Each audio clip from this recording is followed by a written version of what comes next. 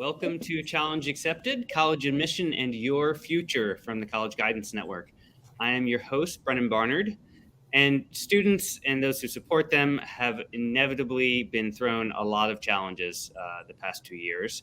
And, from COVID and remote learning and legitimate concerns about falling behind.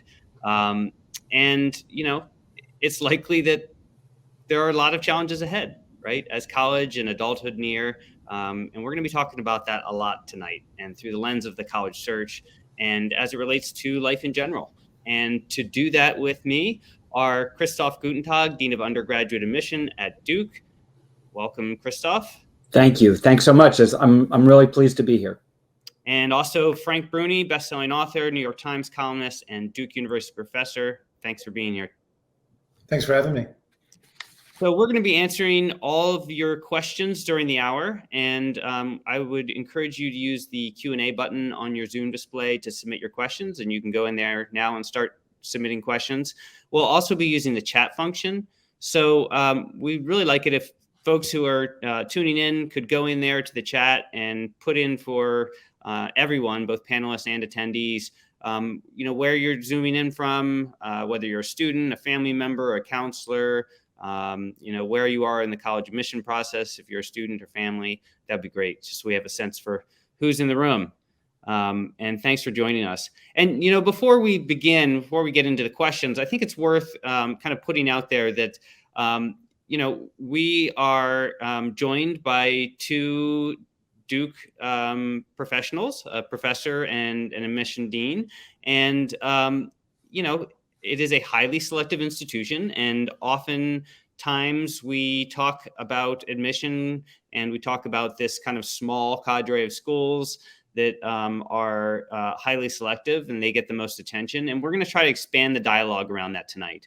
And I just want to acknowledge that at the outset. And to start off, we're going to kind of attempt to address that tension. And Frank, in your most recent memoir that just came out, The Beauty of Dusk, you talk a lot about this idea of the sandwich board theory of life. And I just love that, this idea that we are, we'd be less consumed by our own challenges and struggles and more understanding of other people if we just all put our struggles out there, right? I mean, I'm paraphrasing and you can do a better job, but that, if we just had a better sense of the burdens that other people have, that we would be more appreciative of the things we're facing. Young people are getting ready to apply to college or going off to college. And I think a lot of students feel like they have to be exceptional in the college admission process, right? They need to be flawless. And so there's that tension. And I'd love to just kind of hear your thoughts on that kind of dichotomy. Well, for starters, you did a great job of paraphrasing the sandwich board theory of life, as I call it. But yeah, I mean, it's the idea that we make all of these assumptions about how together other people are, about what an easier or less anxiety-ridden time they're having than we are. And we make it based on no evidence because we can't see inside them. And if we could see inside them, or rather if they took that inside and they put it on the outside and they were wearing a sandwich board that listed, here's how I feel most days, here's what I deal with, I don't think we would compare ourselves so negatively to the people around us. And I think it's something that's very important for students going through the college admission process to think about. I think each student assumes that his or her peers are handling it with less anxiety than they are. They assume that they are facing hurdles and trying to surmount challenges that other people don't. And the truth of the matter is that the default human condition is struggle, and everybody's struggling all of the time, and they're struggling with the college admission process. So every student going through it needs to cut themselves a break and realize that, yes, perfection's impossible, that all of the yardsticks they're using in terms of the people around them are yardsticks that are based on myth more than reality. And I think that takes a lot of pressure off. And maybe turns it into a more human process that benefits everybody a little better. That's great. Yeah, I think, Christoph, maybe you can just kind of expand on that. And, true or false, every applicant to Duke is flawless. It's certainly false, and it would be terrible if it were true. And I think I think that what you're talking about is true. That people feel a pressure often, and students and us as adults to present this facade to the world, and part of it's understandable. I'll say this, that the college application process is an opportunity for students to talk about themselves, to present themselves, and we completely understand the pressure to want to come across as appealing. And I think that students sometimes miss the opportunity, don't take advantage of the opportunity to reveal their humanity, to reveal their flaws, to reveal when things don't go well, that things haven't gone well. It was a long time ago. I remember high school. There were just a lot of cringeworthy moments, and I don't want to read about all of them, but it's okay to share with us when things haven't gone well. In fact, it tends to make students a little more human, and it helps us understand them a little better. And our task is often to try to understand who these people are as individuals. Yeah, I mean, when I was reading admission files, I always kind of I was skeptical when there wasn't anything that seemed, like there was a challenge, or that they had stumbled a little. And there's, Frank, maybe I'll turn to you with this question. As somebody's writing in, what advice would you have for a student who isn't failing but is somewhat disengaged, like a B student who has great potential but not checking off all the boxes, like it seems like a lot of the other kids are doing? And this parent is asking, I believe it's a parent, yeah, and he's far from flawless, but I'm hoping he finds his place, especially one that's mentally healthy. Any kind of thoughts for a parent kind of helping a student with like that? Well, one of my first thoughts is the following, which we all know to be true. There are all of these things we know to be true in life that for some reason everyone forgets when it comes to the college admission process, because it is just such an anxiety-laden process. And for starters, I know many people who did not come into their own in high school. I know many people who did not come into their own in college. You can read great articles and even whole books about late bloomers in life. And that's, of course, an extreme illustration. But this notion that the measure we're taking of someone, first of all, it's a flawed measure, but that the measure we're taking of someone through their grades, through other things, at a moment in time in their senior year of secondary school, is some perfectly predictive thing for the rest of their lives, that is ludicrous on the face of it. And when you step back from the situation, you know that, you can see that. And so for starters, I would say to that parent and that student, don't get so freaked out about where you think you are right now, because that's not where you're going to be for the rest of your life, and you may not have hit your stride. Secondly, and I think we'll talk about this a lot tonight, a student who's getting Bs and hasn't been super engaged in extracurriculars, yeah, that student may not have a chance of getting into Duke. That student may not have a chance of getting into an Ivy. There are hundreds, thousands maybe, but let's just say hundreds, let's be modest, of schools out there that offer fantastic educations to the students who go to those schools and make a resolution to make the most of that opportunity. You are going to be much, much more affected. You're going to be much more impacted in your life by what you do in those 4 years of college, wherever you are, and not by the specific college you end up getting into. So all of that is a way of saying, relax, take a deep breath. Life is long, and there are more opportunities ahead of you than you've even had to date. That's a great point. And can I chime in? Please. Because yeah, I mean, I think I'm going to find myself agreeing with Frank, pretty close to 100%, if not 100% of the time tonight. I was just today, I was talking with a college graduate who was telling me about transferring from one school to another, actually transferring from a private university to a state university. And the degree to which the process of change was, and the decision was to a certain degree imposed on that person. It was in part a financial decision, and the process of change really lit a fire under them, really helped them see what the capabilities of college were, and just completely transformed their college going experience. And this is a terrific person. And it was just the perfect example, I think, of really it's the situation, it's what you bring to the situation, it's your approach, it's your attitude, and it's finding a place of which there are hundreds that's a good match for you. It's just stunning. Yeah, and I do want to go ahead, Frank. I want to chime in because what Christoph just said there is so important. So I'm going to agree with him as violently as he agrees with me. It'll be a fun night in that regard. I'm going to have to disagree with both of you at some point. I hope so. It'd be great. That's more spirited.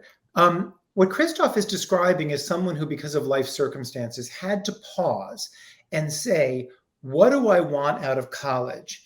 And what am I going to make of this particular situation? And I think one of the great lost opportunities and one of the great crimes here is so many young people, they're so focused on this task of getting in to the most exclusive school they can, that they're never called on or forced to pause once their college circumstances settled and to say, let me survey the universe of possibility here. Let me kind of reflect on what I want out of college, what this place can do for me.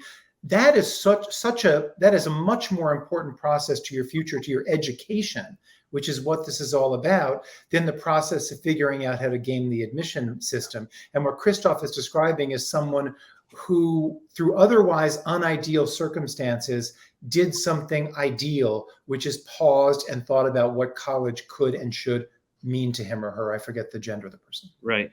That's great. And I mean, there's a recent white paper that actually came out from Road Trip Nation and Project Wayfinder that talks about those kind of durable human skills and how important they are to future success. And I mean, there's just tons of research on it. But, I think, and Frank, this gets to your first book that, where you go is, or not first book, but your earlier book about college admission, where you go is not who you'll be. A parent is writing in saying, does it matter more for jobs and employers where you go for undergrad or graduate school? And do you want to just maybe talk a little bit about some of the things that from your research for that book, what kind of stood out to you? I can't really answer that question because I didn't do a lot of research into the graduate school impact. But what I would say, and I say this sympathetically, not, I think it's the wrong question. Because again, I will always return to, I think what matters is when you are applying for that job, whether it's from your undergraduate institution or from your graduate institution, what can you show about what you made of that experience? What sort of relevant internships did you do? And those may not be related to and may not reflect the so-called pedigree of your institution. That question is kind of predicated on the notion that certain schools have much more currency and much more value than other schools. And while there's, of course, a grain of truth of that, because employers sometimes make judgments as superficial as the rest of us do, I think that can always be transcended.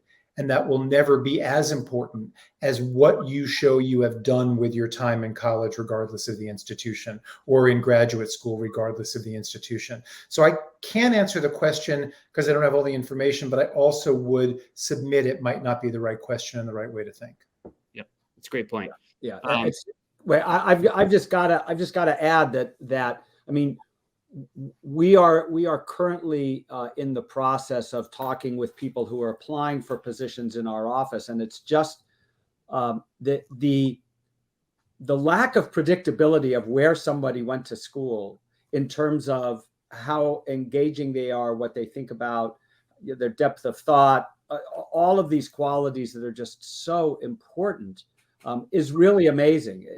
Where you go to college just has, in terms of the name of it, just doesn't tell us very much of anything that's relevant once you're in the workforce.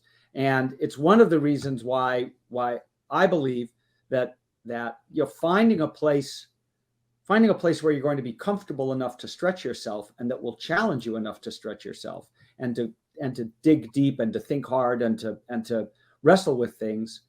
That's the best choice. So how do you do that, Christoph? I mean, so there are a lot of juniors probably tuning in tonight, or rising seniors, and they're going to be going out looking for schools this summer. What are some strategies for trying to make that connection, to find a school? It's a really good question, and it's not. I will say this: it's not easy. It's not easy. It takes work. It takes reading. It takes talking. It takes research. You want to read material about institutions. You want to gather information widely. You want to go to websites. You want to read reviews. Visit if you can. And even if you can't visit every school that's on your list, because that can be expensive, and sometimes some students will wait until, at least for some of the schools that they've applied to, where they've been admitted, which is understandable.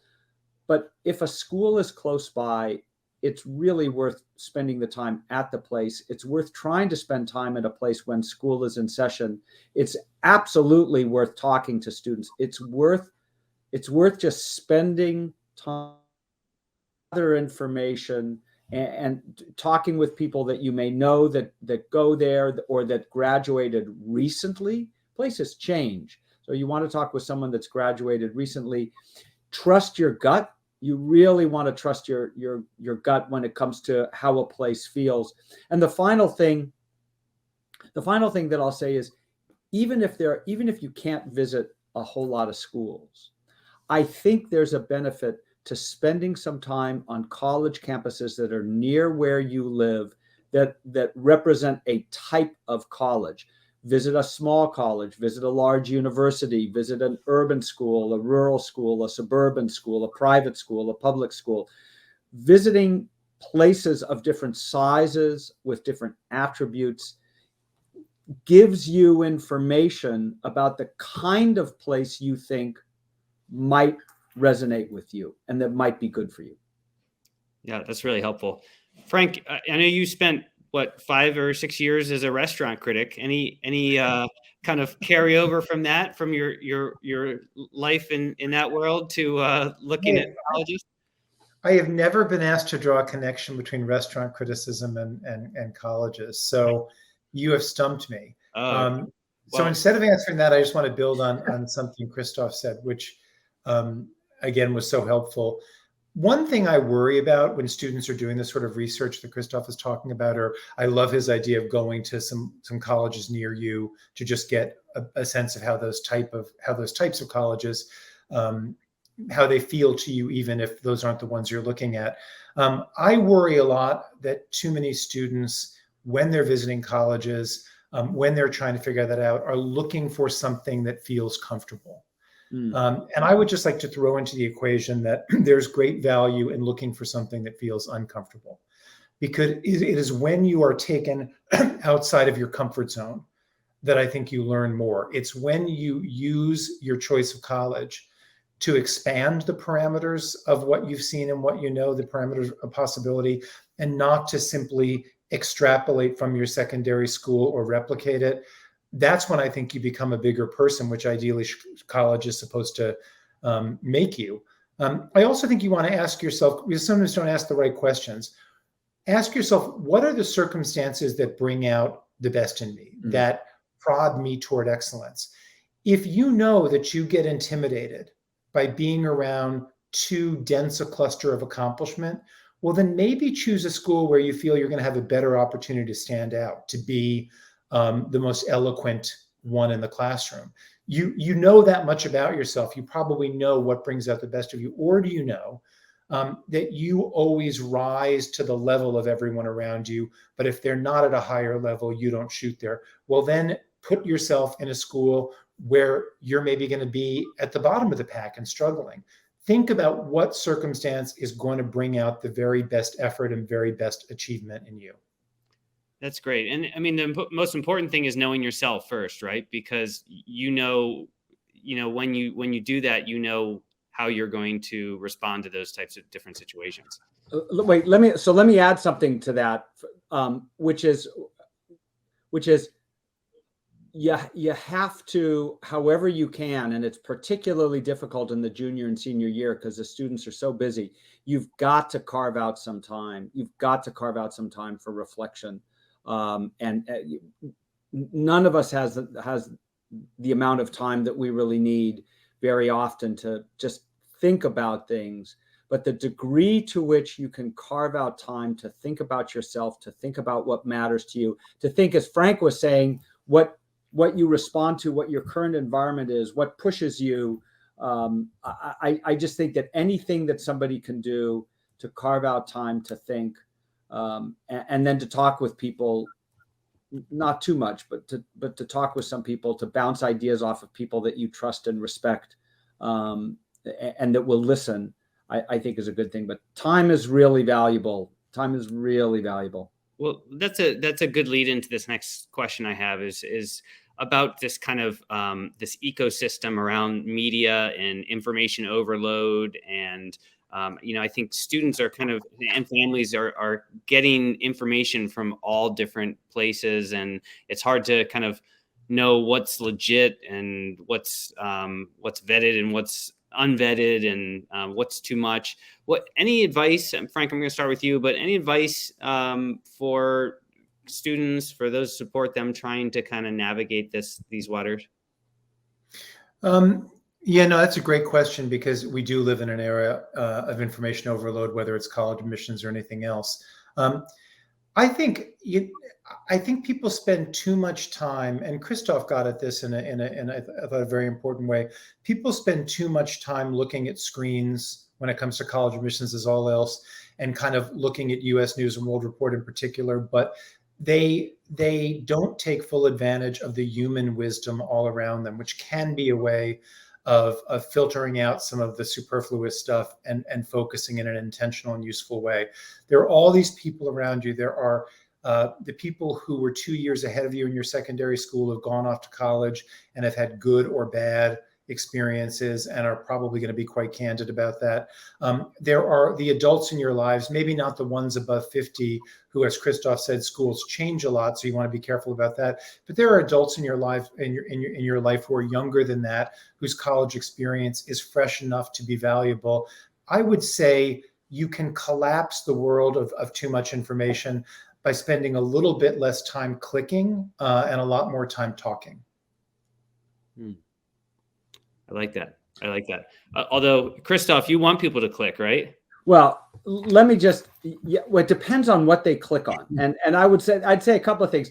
I'm having for the last, I don't know, 6 months or so, I've been enjoying, in a weird sort of way, the process of following people on TikTok who claim to have knowledge about the college admissions process. And it's been interesting and edifying and frightening and all those things. And I'd say a couple of things. One is, just because someone is confident and looks good on TikTok doesn't mean that they know what they're talking about. That's the first thing. The second thing is, it's always useful to, when you're watching something, listening to something, reading something, to ask yourself whether they're referring to practitioners, the people that are doing whatever it is that you're interested in this case, college admissions. The things that are worth reading are when people have actually spoken with practitioners in the process, or they've spoken with students who've gone through the process. But just because someone has gone through the process of admission doesn't mean that they know how they feel about it. But that doesn't mean that they know how the process works on the inside. So I think a healthy dose of skepticism, and I like the way, Frank puts it, click less, talk and listen more. Well, so speaking of the process, there are tons of questions coming in about kind of, and since we have an expert here in the process, I would love to have you respond to a couple of these things, Christoph. One is it comes back to the conversation we were having earlier about kind of demonstrating your personality and your value, Yeah. your values.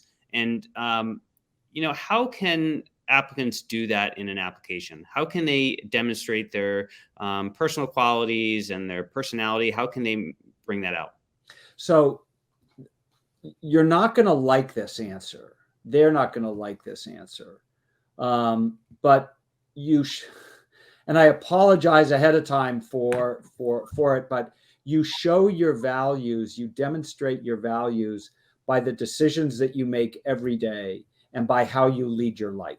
Because I'll start there, because for colleges that require and read and use letters of recommendation, for example, in their assessment of an applicant, those qualities tend to be revealed in those letters, sort of regardless of everything else. People notice what you're doing. The adults that spend time with you, I was speaking to the students, the adults that spend time with you day in and day out, they see how you act. They see how you act when things are going well. They see how you act when things aren't going well. They see how you treat other people. They see sort of what attitude you bring to a community. Those things are important. That's the first thing. The other thing that I'd say is really you demonstrate, your moment in the application in a way is the application essay. It's really the one moment that you have really complete control over what is presented to people in my position. And I think, well, two things. One is, when you're writing the essay, don't use any words that you don't normally speak. I think one of the big mistakes that students tend to make is they feel a compulsion to use sophisticated language that's much more that's great to read, but honestly, when we are reading essays, we're reading them as if you are speaking to us, and we are reading them less to learn about the thing that you're talking about and more to learn about you and what sort of person you are. So the degree to which an essay uses the language of speech, imagine you're talking to an adult who's really interested in what you have to say. That's a pretty good way of setting the tone.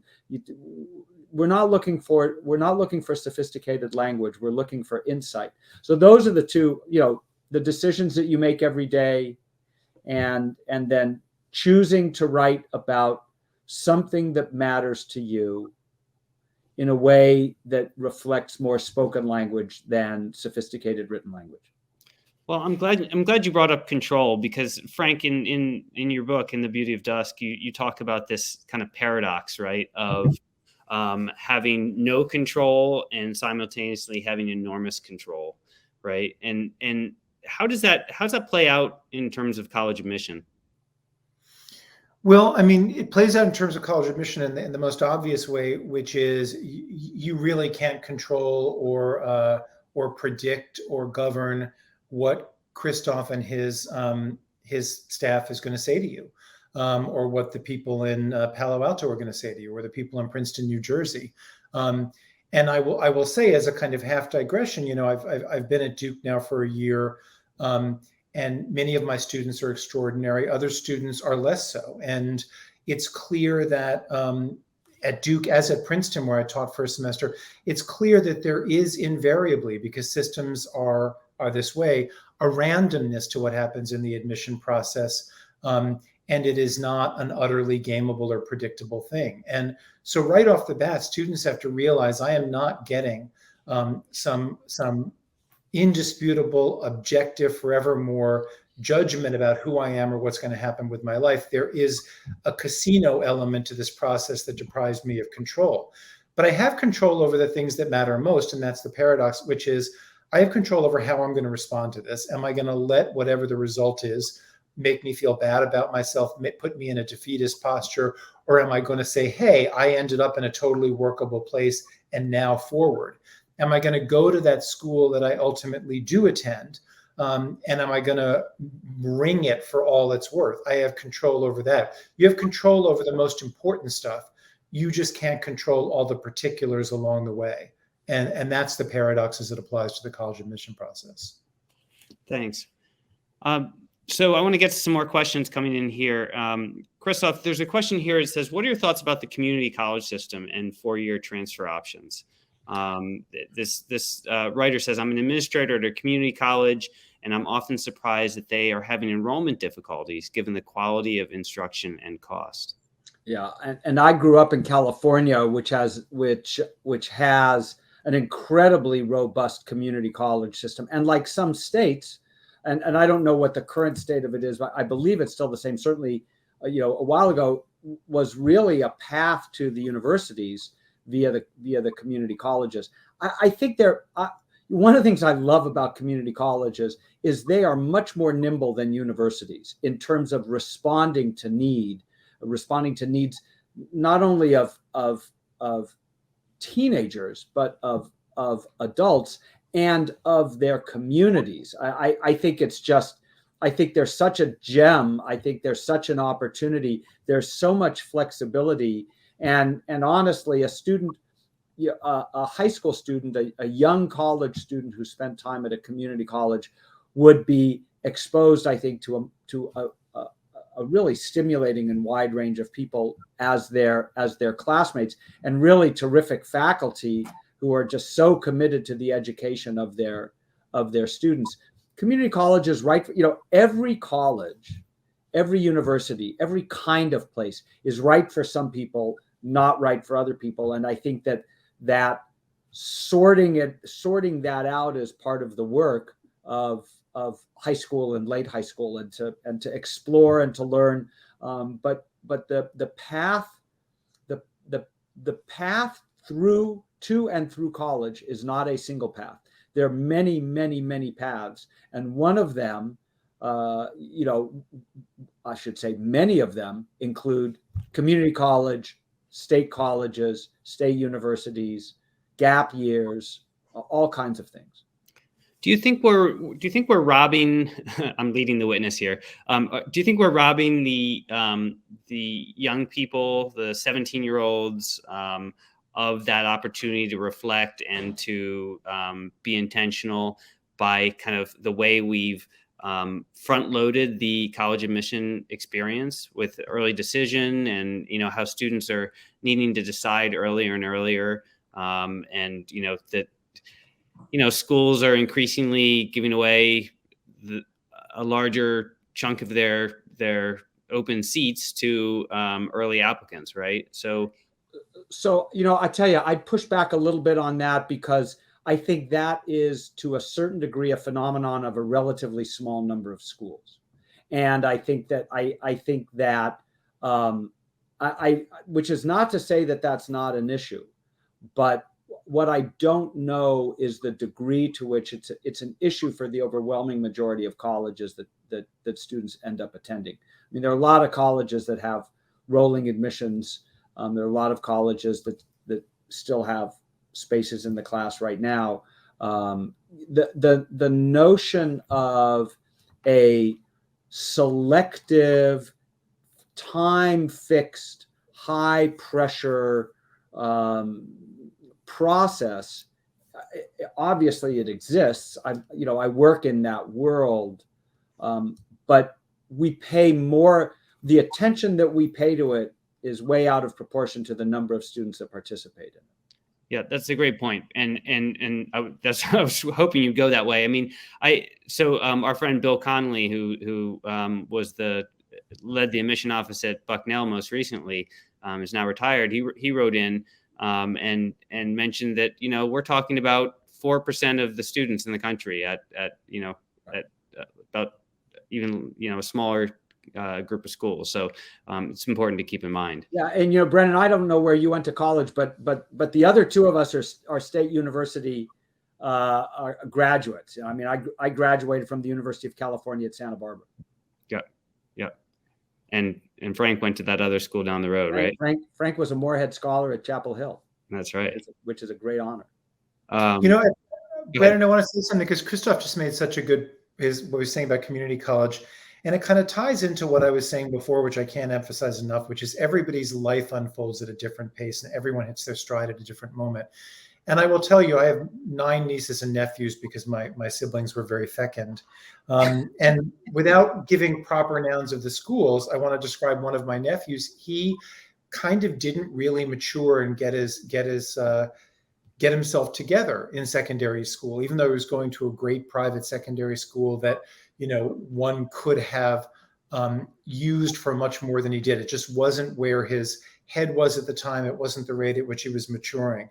He went to community college afterwards, and it was a fantastic thing for him because he was maturing. He was finally kind of ready to use the next theater of opportunity in a better way. Community college gave him an opportunity that he felt he'd squandered during high school to really get some good grades, show what he could do. He had a plan, which was he was going to knock the ball out of the park in community college. He was finally ready to do that. He did. He was going to then use that to go to a state university that he felt he could get into, and again, knock the ball out of the park. And his goal was to ultimately get to the state university that he really wanted to go to, which is where he is now.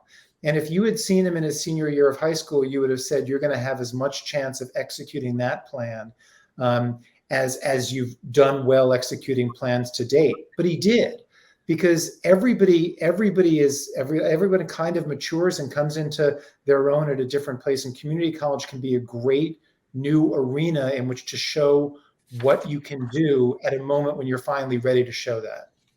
That's a great point. And there was a great opinion piece recently by the president of the University of Southern California, who went to community college herself, and was saying how surprised she was to learn how many college presidents actually went to community college. There's definitely we definitely focus the conversation in one place. Well, we in the media are really, because I'm still in the media as well, we're really guilty of that. And this strikes to what someone was saying before, who wrote in and said we're talking about like 4% of the colleges and 4% of the college students. I had a colleague at the Times a number of years ago who looked at our database. I can't remember what the year was, but she looked at the Times internal library of everything we'd run in a given year and determined that we had mentioned the proper noun Harvard, that one proper noun, more often than we had mentioned the phrase community college over the course of a year of journalism. And in that sense, I don't think the Times is unrepresentative. We do a great disservice in our writing about higher ed in the mainstream media by writing only about a particular kind of college experience, which is the exceptional one, not the most common one. It's well said. Christoph, there's a question here about the perceived value of college. Right. And the writer says the perceived value of college continues to decline. How can prospective applicants predict what value a school they're considering will have for them? Oh, that's such a good question, for which the answer is pay no attention. I think that, I mean, it's under two things. One, it's understandable. I understand the question. The simple answer is college reputations don't change quickly. I think there's a sort of thread in the media now about the declining value of a college education. Personally, I think, or the perceived value of a college education, I think that's overblown. I'm not saying it's not true, but I think that it's less true than people are saying. So I think there's obviously a lot going on with the perception of higher ed, but I think it's complicated. I think it's nuanced, and I think it's oversimplifying to say, the perception of college, the perception of higher ed is declining, and is declining quickly. So that's one thing. The second thing is the perception of specific colleges change very slowly. A decade or more or more to change the perception of a college. And so that's the second thing. But the most important thing is, you know, pick the colleges that you're applying to, because they're going to make you a better person, a better citizen, a better thinker, a better community member, a better friend, all of those things. There's so many of us who are adults who wish we could go back to college and have the experience, that we now know that we should have had, and waste a little less time and pay more attention to the things that really matter. But I'd worry more about finding the right place, finding the right match, and finding numerous colleges that meet that need. I am not a proponent of dream colleges. Or maybe having 5 first choice colleges. Absolutely. Yeah, my friend Joyce Slayton Mitchell, I think, wrote a book called 8 First Choices. It's not bad. Right. Well, I mean, and it was interesting in just the registration for this program, how many counselors wrote in kind of when they registered and left the question, kind of how can we steer parents and students away from this perception that low acceptance rates equal good school, and how do we get them to focus on happiness and wellness, not just selectivity and rankings. And also there was a question, kind of, what advice do you have for students who feel pressured by parents or by society to choose a major, right? To know that they're going to go into college as a business major or engineering. Shake your head. Thoughts? Well, I'm going to let Frank start. I've got my own thoughts, but I'm interested in. I see Frank shaking his head. Well, I mean, I don't want to shake my head too glibly, because there's a real problem there. There's a reason why that pressure exists. There are a lot of students and families, parents, for whom the outlay of money for a college education is such that that there is a very real pressure that whatever is studied lead to employment right afterwards in the most kind of guaranteed way possible, because that's the way the numbers work. And I'm utterly sympathetic to that. But there's also that pressure in situations where the numbers are, where there's not the same tyranny of numbers. And again, to return to this theme of you are not a set fixed piece of clay when you're in your fall of senior year of high school. I'm so concerned about students who arrive at college knowing what they're going to be and what they're going to major in, and having determined what they're good at and what their professional destiny is, because they have already deprived themselves of what I think is the most important element of college, which is self-discovery. And I always love to tell the story, no matter what your political orientation is, the story should move you and have some relevance. But I always love to tell the story of Condoleezza Rice, who went to school at the age of 16 because she was a musical prodigy. And she chose the school she went to, University of Denver in Colorado, because they had a great conservatory, and she and her parents were utterly convinced that she was going to be a concert pianist. And she got to school, and what happened to her is what happens to a lot of incoming college students. She realized she was not nearly as extraordinary as she thought she was at the thing that was supposedly her destiny, but that she was better at some other stuff than she realized. And she started bopping around the course catalog, taking courses that she hadn't expected to. And she took a course with Madeleine Albright's father in international studies. And the rest was, in this case, literally history. There's a lesson for everyone in Condoleezza Rice's story. And one of the lessons is it can be a good idea to go to college not fixated on what your major and your professional destiny are going to be. That's a great point. And Christoph, I mean, one of the questions that came in was about how students who don't necessarily know, who are undecided, how do they approach the college admission process, the application process? Because I think, there's this question of being a well-rounded student versus being kind of a pointy student, and having to know and communicate your passions. Any thoughts on all that?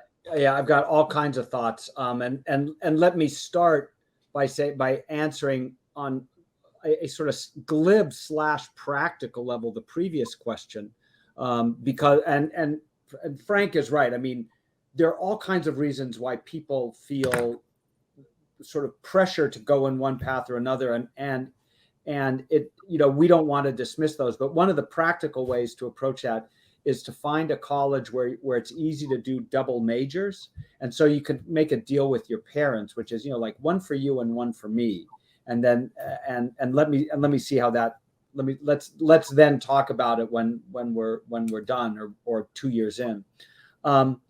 Yeah, the issue of the well-rounded or the angular student is one that is very much on people's minds. And I think that we on the admissions side and we, the people that give advice to students, I think have done them a disservice by suggesting to them that they have to have a theme, that they have to have a passion, that they have to have a brand, that they have to be clearly defined as sort of who they are and what specific thing they're going to bring to a community. And I think that the reality is there are some students who are like that, and there are plenty of students who are not like that. And the degree to which a student, I believe, the degree to which a student tries to make themselves into something that doesn't really resonate with them, that doesn't reflect who they are, that's the degree to which I think their college application doesn't feel authentic. It doesn't feel like we're getting to know who this person is. We on the side of those of us who are reading applications, we know that students often have lots of interests. They're pulled in numerous ways. They can't decide. They want to be open to what's going to happen to them at college. And I think it's absolutely 100% okay for a student to approach the process and in their writing, if they're interviewed in their interviews, however they present themselves, to say, I'm not sure what I want to do. I've got 2 things, 3 things, 5 things, 8 things that interest me. One of the things I want to do when I get to wherever it is I'm going is to do some exploration and to see whether any of those or maybe none of those are the path that I end up wanting to take. But we've all, I shouldn't say we've all, but many of us have been there. I mean, I certainly did not get my undergraduate or graduate degree in college admissions. You've done all right. Right. I mean, right. I was a music and philosophy double major in college. I got my graduate degree in musicology. Yeah. And I was psychology and Spanish. So, let's maybe take that authenticity piece and make some kind of practical recommendations for students. Frank, you teach the course at Duke on autobiographical writing, right? Is it the Power and Pitfalls of Me? Is that right? I think that was the subtitle. Yeah. Okay. So it's on my excessive fondness for alliteration. Yeah. So as rising seniors are headed off into their summer and are going to be working on their college admission essays and supplements and things like that. Any thoughts from your life and your work writing memoirs and talking about themselves? I can really only echo what Christoph said, which is I think you want to write. I think your question is sort of about essays, but I think you want to. I don't think you want to kind of wear a mask or create artifice, because I think that's always obvious.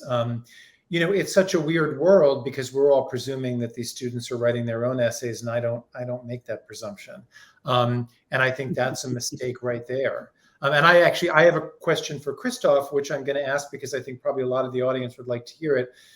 I always hear, Christoph, that the weight given an essay has diminished over the years as it has become more possible the essay, even if it seems studenty in its level, has not been written by the student. So I would love to know something that I'm guessing others would, which is why I'm asking a question rather than answering one.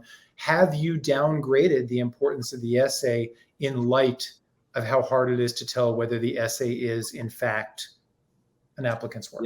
Yeah, that's a great question. That's a great question. And I would say it's actually one of the things that we are literally talking about in our office right now. I don't know what we will do formally with our assessment rubric, But there are two things. One is we're talking about it very much for the reason that you're talking about, or in part for the reason that you're talking about.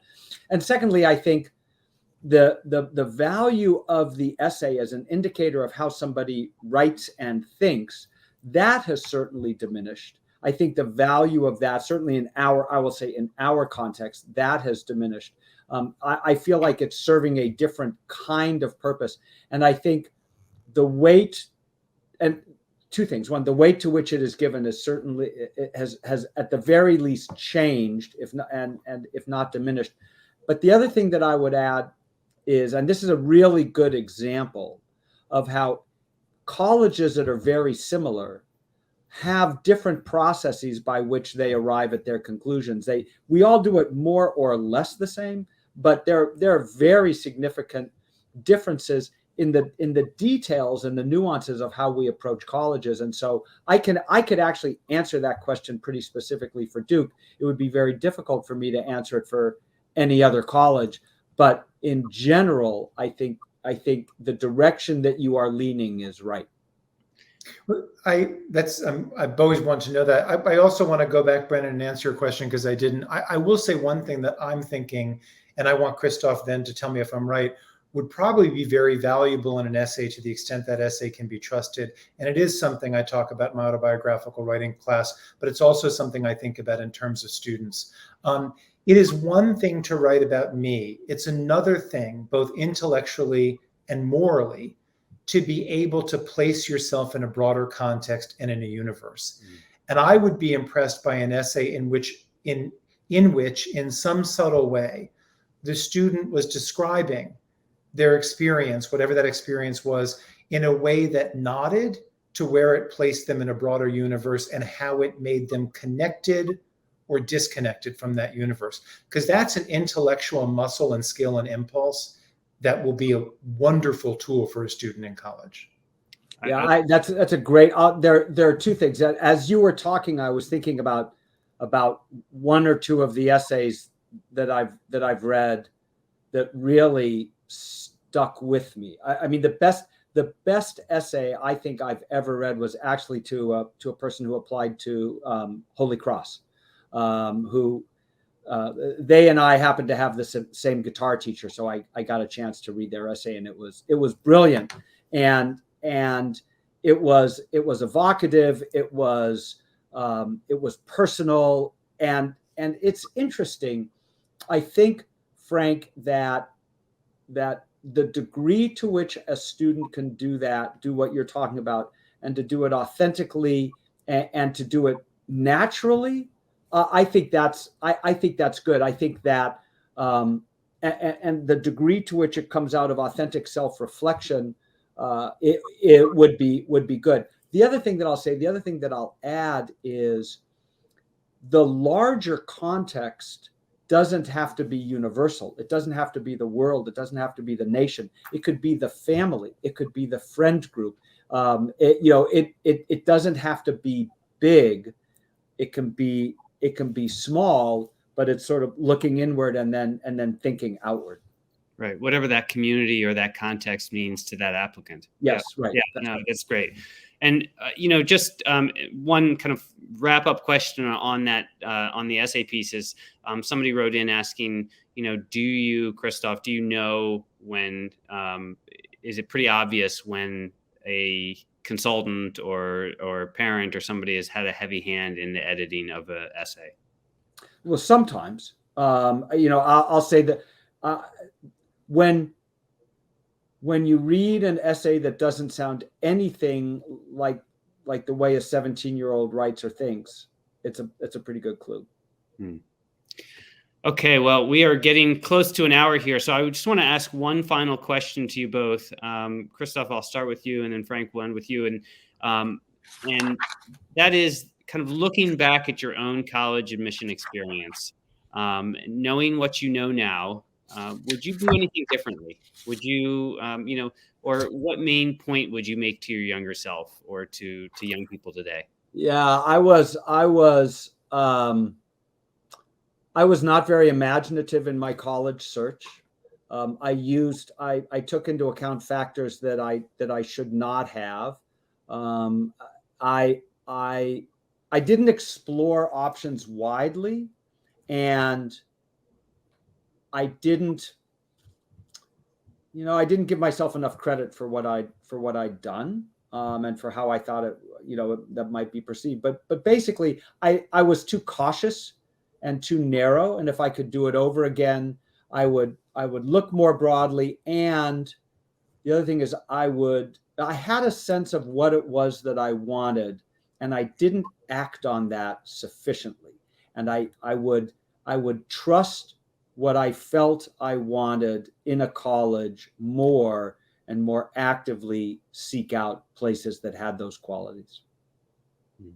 That's great. Frank, bring us home here. Well, I actually, while I'm mostly a creature of self-doubt and self-recrimination, I actually think I got the college admission thing correct, in that, I ended up having a very kind of fork in the road choice. I'd gotten into Yale early, and then I got this full merit ride at UNC Chapel Hill.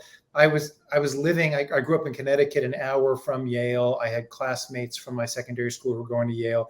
And I did what I talked about earlier, and I thought, which of these experiences is going to challenge me more in terms of exploding the parameters of my life, showing me things I haven't seen before. And that answer was, State University south of the Mason-Dixon line. But what I didn't do, and what I would urge people to do, is once I got into college, again, I had also been the product of a culture, how I grew up in an era when there was all this focus on choosing the college or getting into the right college. I never paused when I got to UNC Chapel Hill, which is a marvelous and enormous university, and surveyed the forest, surveyed the whole landscape, and said, what do I want to get out of this? What are some of the best things this can do for me? And I'm going to really kind of make sure to maximize the opportunities. I didn't do that. And that's what I regret. That once I got to college, so this is my mantra, pause and figure out how to use that place for all it's worth. I did not do that. Well, that is a wonderful way to end.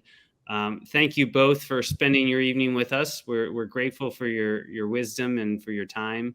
And thank you all for watching Challenge Accepted, College Admission in Your Future from the College Guidance Network. Thanks to our panelists, and have a great night. Thank you. Thank you.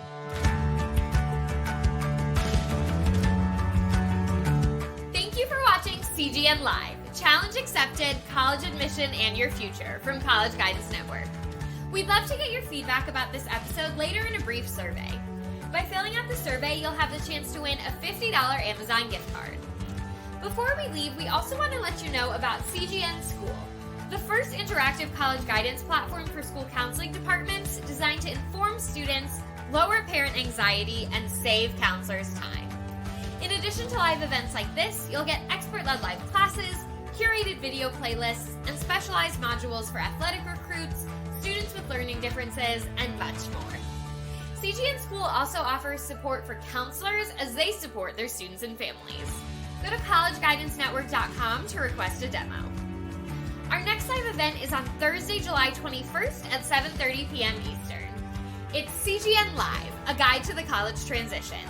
We'll be joined by Francie Brown McClure, Vice President of Student Affairs at Jackson State University, and Megan Carraza, Counseling Department Chair at Sage Creek High School, to help students, parents, and those that support them with the change that's coming their way. We hope you'll join us. Don't forget to follow College Guidance Network on Facebook, Instagram, Twitter, and LinkedIn, and subscribe to our YouTube channel. We'll have the latest updates on everything we have planned, plus some bonus content and other surprises. Tonight's episode will be posted to share with your friends and colleagues later this week with captioned translations in several languages. Thanks again for watching, and good night from College Guidance Network.